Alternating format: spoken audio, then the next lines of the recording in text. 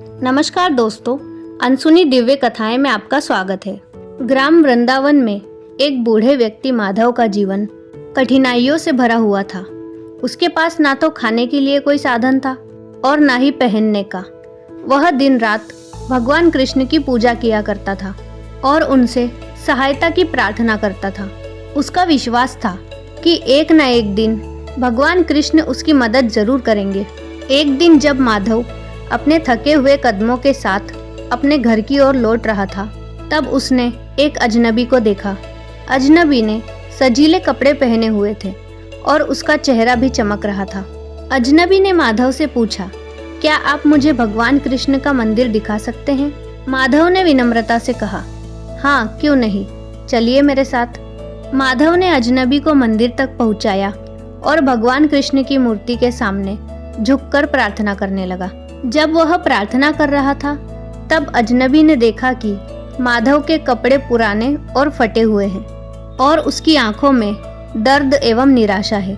अजनबी ने माधव से पूछा, तुम इतने दुखी क्यों हो बाबा?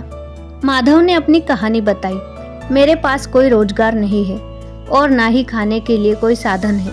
अजनबी ने मुस्कुराते हुए कहा, तुम चिंता मत करो, भगवान कृष्ण की कृपा से तुम्हारी सारी समस्याएं हल हो जाएंगी। उसने अपनी जेब से एक छोटा सा थैला निकाला और माधव को दे दिया। माधव ने देखा कि थैले में सोने के सिक्के थे। अजनबी ने कहा, इन सिक्कों से तुम एक छोटी सी दुकान खोल सकते हो। भगवान कृष्ण ने तुम्हारे लिए ये भिजवाया है। माधव की आंखों में खुशी के आंसू आ गए। उसने अजनबी को धन्यवाद दिया और माधव का आभार व्यक्त किया। अगले ही दिन माधव ने एक छोटी सी दुकान खोल ली और धीरे धीरे उसका व्यापार बढ़ने लगा। गांव के लोग भी माधव की ईमानदारी और मेहनत की खूब प्रशंसा करने लगे। कुछ समय बाद जब माधव की दुकान खूब चलने लगी, तो उसने देखा कि वही अजनबी फिर से गांव में आया है। माधव ने उस अजनबी को धन्यवाद दिया और पूछा कि आप कौन हैं? आपने मेरी इतनी मदद क्यों की?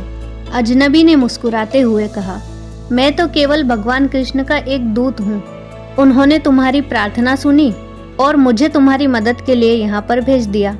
इतना कहकर वह अजनबी धीरे धीरे अदृश्य हो गया। माधव ने समझ लिया कि भगवान कृष्ण ने उसकी प्रार्थना सुन ली थी और उसके जीवन में चमत्कार कर दिया था। अब माधव की दुकान चल पड़ी और वह एक खुशहाल जीवन जीने लगा था।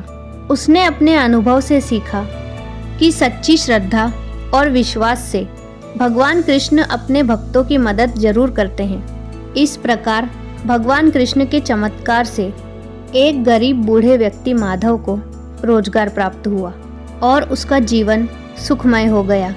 तो दोस्तों, यह थी आज की हमारी प्रेरक कहानी। आपको यह कहानी कैसी लगी हमें कमेंट करके जरूर बताएं और इस प्रकार की अन्य अनसुनी दिव्य कथाएं सुनने के लिए हमारे चैनल को सब्सक्राइब करें और इस वीडियो को लाइक और शेयर करना ना भूलें। राधे राधे।